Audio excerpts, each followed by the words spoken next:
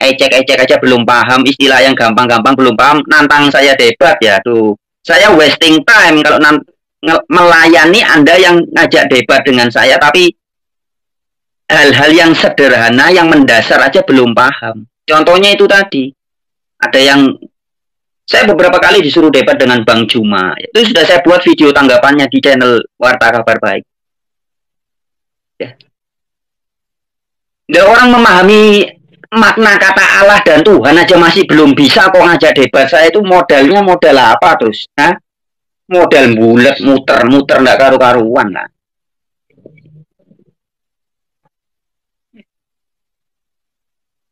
Modal fitnah, saya difitnah. Mereka live di channelnya Aristo, katanya Franz Donald, maki-maki Allah, maki-maki Rasulullah, gitu katanya. Bang Suma memfitnah saya, katanya saya ketika chat WA dengan dia, sebelum saya blokir, memang saya blokir ya, ketika chat WA saya bilang, wah ini orang ini tidak jujur, sudah goblok, tidak jujur, saya blokir. Kemudian dia keluar-keluar di channelnya Aristo, live streaming, bulan Oktober kalau nggak salah itu, Oktober atau November itu, ya tahun 2021 kalau nggak salah, kalau nggak 2020. Katanya Franz Donald ketika chat pribadi dengan Zulkifli M. Abbas, Franz Donald saya maki-maki Allah, maki-maki Rasulullah, katanya begitu. Luar biasa apa yang disampaikan oleh. Jadi akhirnya saya diblokir sama dia kan? Diblokir sama beliau. Iya. Dia blokir saya setelah dia maki-maki Allah, maki-maki Rasulullah, setelah dia maki-maki Allah, maki-maki Rasulullah. Nah, kalau saya itu tipenya orang, teman-teman ya, saya kasih tahu. Kalau saya sudah tahu orang ini penipu dan pemfitnah, saya tidak akan layani.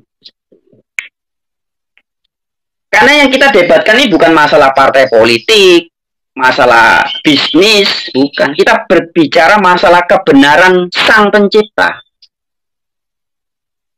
Kita mau bicara kebenaran Sang Maha Kuasa ini. Lah kalau modalnya pertama sudah fitnah, bohong, ya buat apa dilayani? Kunci memahami kitab suci itu pertama adalah kejujuran, teman-teman. Sudah saya edukasi orang seperti Bang Suma ya. Bolak-balik saya mulai berbulan-bulan saya edukasi dalam chat pribadinya. Bang Suma gagal paham. Paulus tidak pernah menyebut Yesus sebagai Allah yang Maha Kuasa. Dia tetap ngotot, pokoknya Paulus penyesat, pokoknya Paulus penyesat. Itulah justru yang pengadu domba itu seperti itu, teman. Channel-channel yang ngaku-ngaku Islam tapi kerjaannya nyerang-nyerang Bible, ngejek-ngejek Alkitab, itulah pengadu domba.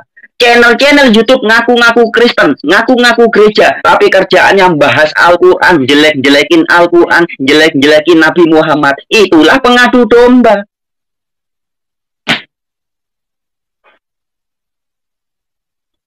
Nah, ketika diklarifikasi, nggak mau terima, ngotot dengan pemahamannya. Pokoknya Bible nggak bisa dipercaya, bolak-balik direvisi, Alkitab karangan manusia, sesat Paulus, penyesat Paulus. Sama orang-orang gereja yang blow on itu, ngaku-ngaku Kristen, ternyata Kristen abal-abal. Nuduh Nabi Muhammad bolak-balik menghina Yesus. Salah satunya siapa tokohnya? Paul Jang. Bolak-balik berkata, Nabi Muhammad menghina Yesus. Nabi Muhammad menghina Yesus. Mana ayatnya di Al-Quran Nabi Muhammad menghina Yesus? Tidak ada. Nabi Muhammad itu teroris. Orang yang menuduh Nabi Muhammad teroris, itu sama orang-orang bego yang menuduh Paulus penyesat. Sama. Jadi nasibnya Nabi Muhammad ini mirip dengan nasibnya Paulus. Paulus di kalangan pengaku-pengaku Islam yang padahal mereka Islam abal-abal itu ya, dianggap Paulus penyesat. Padahal yang salah bukan Paulusnya, yang salah adalah orang yang membaca tulisan Paulus tapi menyalahpahami. Sama dengan orang-orang yang menuduh Nabi Muhammad sebagai teroris. Mereka tidak paham konteks Al-Quran dan konteks hadis ketika berbicara tentang perang misalnya. Baru ada Ali Imron, Amrosi, dan konco-konconya teroris-teroris ya, yang mencomot-comot ayat Al-Quran untuk membenarkan tindakan menteror orang. Ada organisasi namanya Islam, Islamic State, ya, ISIS, ya, Islamic State Irak and Syria. Mengatasnamakan Al-Quran, mengatasnamakan Nabi Muhammad, melakukan kekerasan. Kemudian disangkanya itu betul-betul ajaran Nabi Muhammad. Padahal Nabi Muhammad tidak pernah mengajarkan hal jahat-jahat kayak gitu. Nabi Muhammad yang asli loh ya. Tapi Nabi Muhammad ini kan juga banyak versi. Banyak versi yang diceritakan orang-orang yang berbeda. Sama seperti Paulus. Wong Paulus ajarannya tidak beda dengan ajaran Yesus ketika bicara tentang Allah yang benar kok. Allahnya Paulus itu Bapa. Anda baca semua surat-surat Paulus. Pasal pertama, misalkan Efesus 1 ayat 3, Kolose 1 ayat 3. Ya, di pasal-pasal pertama, baik surat Roma, surat Korintus, Paulus memberitakan bahwa Allah yang dia beritakan adalah God of Jesus Christ. Allahnya, atau Allah dari Yesus Kristus. Jadi Allah yang diberitakan oleh Paulus adalah Allahnya Yesus. Tapi pernyataan Paulus ini dipelintir oleh orang-orang seperti Zulkifli, M. Abbas, dan teman-temannya. Katanya Paulus menjadikan Yesus sebagai Allah yang Maha Kuasa.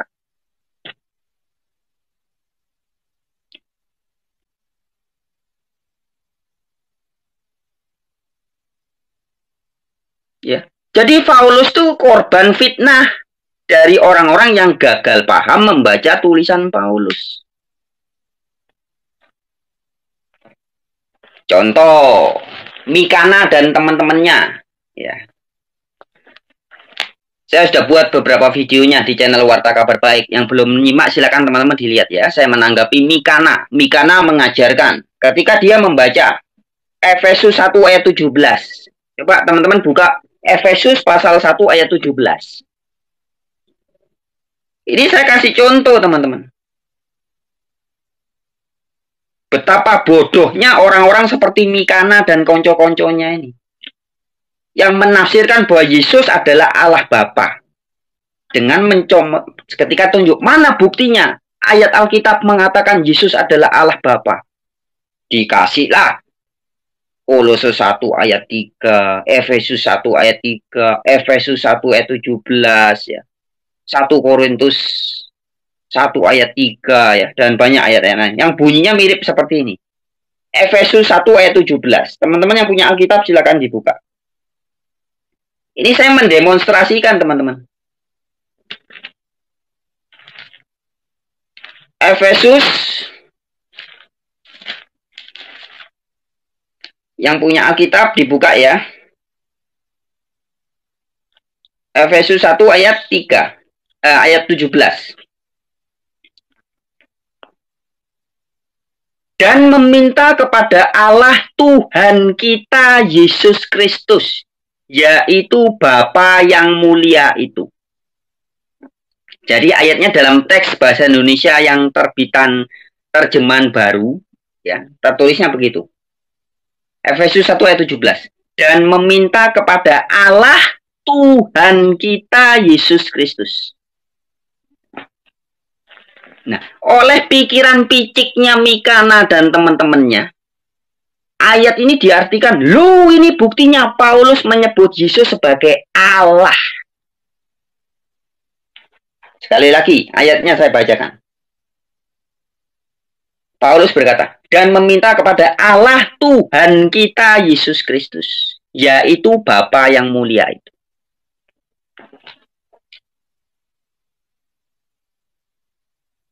Ini narasi bahasa Indonesia, teman-teman. Maka saya kasih tahu, Berarti Mikana kalau gagal memahami ayat ini, atau Anda yang masih juga seperti Mikana ya, memahami ayat ini gagal paham, menyangkanya Paulus berkata bahwa Yesus adalah Allah. Jadi meminta kepada Allah Tuhan kita Yesus Kristus. Kata-kata ini diartikan begini. Allah Tuhan kita Yesus Kristus diartikan Allah yang bernama Tuhan kita Yesus Kristus. Padahal kalau bahasa Inggris jelas God of our Lord Jesus Christ. Allahnya atau Allah dari Tuhan kita Yesus Kristus. Ada kata of dalam bahasa Inggris. Kalau Anda buka di Alkitab bahasa Batak, ya waktu ini saya debat dengan Samuel Siahaan. Samuel Siahaan itu kan ngaku sebagai gurunya Paul Jang. Gurunya Paul Jang ketika itu ngakunya Samuel kepada saya ya. Gurunya Paul Jang waktu debat dengan saya membuktikan bahwa Yesus adalah Allah Bapa. Ya pakai ayat ini juga. Efesus 1 ayat 17. Maka saya bilang, Siahaan itu kan marga Batak ya. Samuel Siahaan, kamu kan orang Batak. Buka Alkitab bahasa Batak. Baca Efesus 1 ayat 17 bahasa Batak. Terbitan Lembaga Alkitab Indonesia bahasa Batak. Itu jelas tertulis debatani Tuhan ta Yesus Kristus. Debatani, debata itu Allah, God. Ni itu nya. Ya, jadi dalam Alkitab bahasa Batak tertulisnya debatani Tuhan ta Yesus Kristus. Allahnya Tuhan kita Yesus Kristus. Kalau Alkitab bahasa Jawa, Alahe Gusti kita Yesus Kristus. Jadi Allah yang diberitakan oleh Paulus sudah Allahnya Tuhan kita Yesus Kristus, bukan Allah yang bernama Tuhan kita Yesus Kristus. Bukan. Lu ini lu gampang kayak gini aja nggak ngerti. Ya berarti harus sekolah SD. Anda ingat pelajaran SD? Zaman saya dulu. Sekolah SD zaman saya, pelajaran kelas 1 SD. Pelajaran membaca hari-hari atau minggu-minggu pertama kelas 1 SD. Ini Budi. Ingat ya. Ini Budi, artinya ini seorang anak yang bernama Budi. Meskipun tidak ditulis, ini seorang anak yang bernama Budi. Tidak tulis itu, tapi cukup ditulis, ini Budi. Terus yang kedua, ini Bapak Budi. Ya, ketika ditulis, ini Bapak Budi. Ya, berarti kata-kata Bapak Budi. Bukan berarti ini seorang Bapak yang bernama Budi. Bukan. Ini Ibu Budi. Bukan berarti ini seorang ibu yang bernama Budi. Bukan. Tapi dalam bahasa Indonesia sehari-hari kita kalau dalam tulisan kita nulisnya ini Bapak Budi. Maksudnya ini bapaknya si Budi. Ini Ibu Budi. Ini ibunya si Budi. Bukan berarti ini Bapak Budi. Ini adalah seorang bapak yang bernama Budi. Bukan. Ini pelajaran kelas 1 SD, teman-teman. Lah model-model Samuel Siahaan, Mikana ya. Ketika membaca Efesus 1 ayat 17 ini. Allah Tuhan kita Yesus Kristus. Nggak paham dia. Berarti dia ketika membaca ini Bapak Budi, diartikan ini seorang Bapak yang bernama Budi. Maka ketika membaca dengan pola pikir yang sama, dengan kesesatan pikiran yang sama, dengan kebegoan cara menafsirkan yang sama, ketika membaca Efesus 1 ayat 17 diartikan Allah Tuhan kita Yesus Kristus. Berarti Allah yang bernama Tuhan kita Yesus Kristus. Lah kalau saya diajak debat ngelawan orang yang cara mikirnya masih kalah sama anak kelas 1 SD dalam memahami bahasa Indonesia, ya wasting time toh teman, buang-buang waktu toh. Belajar dulu, nggak usah baca Alkitab, belajar bahasa Indonesia dulu, nggak usah bahasa Inggris, bahasa Yunani, bahasa Ibrani, nggak usah. Bahasa Indonesia dulu. Jadi ini Bapak Budi, artinya ini bukan berarti ini seorang bapak yang bernama Budi, bukan. Tapi ini bapaknya si Budi. Nah, ayat-ayat yang lain sama, teman-teman. Efesus 1 ayat 3. Korintus 1 ayat 3 ya. Saya bacain ya, Korintus 1 ayat 3, coba. Allah dan Bapa, gitu tulisannya. 2 Korintus 1 ayat 3. Terpujilah Allah Bapa Tuhan kita Yesus Kristus. Ya, tertulisnya begitu. Terpujilah Allah, Bapa Tuhan kita Yesus Kristus. Harusnya kan pemahamannya terpujilah Allah Bapaknya Tuhan kita Yesus Kristus. Kan harusnya gitu. Nah ini oleh orang-orang seperti Mikana, Samuel Siaan, dan kawan-kawan ini diartikan bahwa ayat ini artinya adalah terpujilah Allah yang bernama Bapa Tuhan kita Yesus Kristus. Kan kacau kalau gitu. Padahal di ayat 2-nya sudah jelas ya. Satu ayat sebelumnya dikatakan ini. Kasih karunia dan damai sejahtera dari Allah Bapa kita, dan dari Tuhan Yesus Kristus menyertai kamu. Jadi Paulus dalam 2 Korintus 1 ayat 2 sudah membedakan antara Allah dengan Yesus.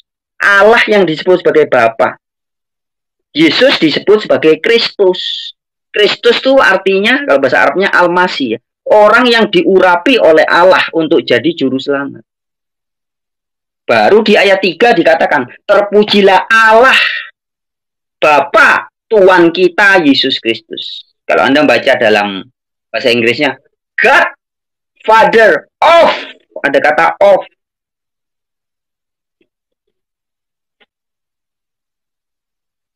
Kalau bahasa Yunani lebih jelas lagi, ada kata tou di situ. Tou itu artinya nya kalau bahasa Indonesia, bahasa Jawanya ne atau e, bahasa Bataknya ni. Allahnya Tuhan Yesus. Begitu, masa segampang ini nggak paham. Kemudian ngajak debat saya, aduh. Gitu saya layani ya, buang waktu. Ya. Contoh lagi. Ini jadi ngajarin pelajaran kelas 1 SD ya, teman-teman. Nggak apa-apa ya. Kita kembali ke pelajaran kelas 1 saja. Ini kakak Budi. Bukan berarti ini kakak yang bernama Budi, bukan. Ini ibu Budi. Bukan berarti ini seorang ibu yang bernama Budi, bukan. Tapi ini kakak Budi, maksudnya ini kakaknya Budi. Ini kakak dari si Budi. Ini ibu Budi. Ini ibu dari si Budi. Ini bapak Budi. Ini bapak dari si Budi. Atau ini bapaknya Budi. Kisah 3 ayat 13. Kisah para Rasul 3 ayat 13. Ya, teman-teman, saya lebih memilih mencurahkan waktu saya untuk mengedukasi gini daripada debat sama orang-orang yang sudah jelas-jelas bego ya. Wasting time. Kisah 3 ayat 13. Ini ada kata gini. Allah Abraham, Ishak dan Yakub. Coba. Anda mengartikan ini bagaimana coba? Ini bahasa Indonesia, teman-teman. Allah Abraham, Ishak dan Yakub. Apakah itu artinya Allah yang bernama Abraham, Ishak dan Yakub? Atau arti yang kedua adalah Allahnya Abraham, Allahnya Ishak dan Allahnya Yakub?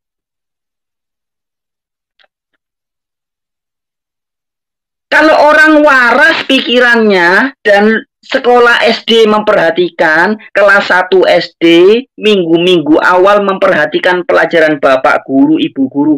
Ini budi, ini bapak budi, ini ibu budi.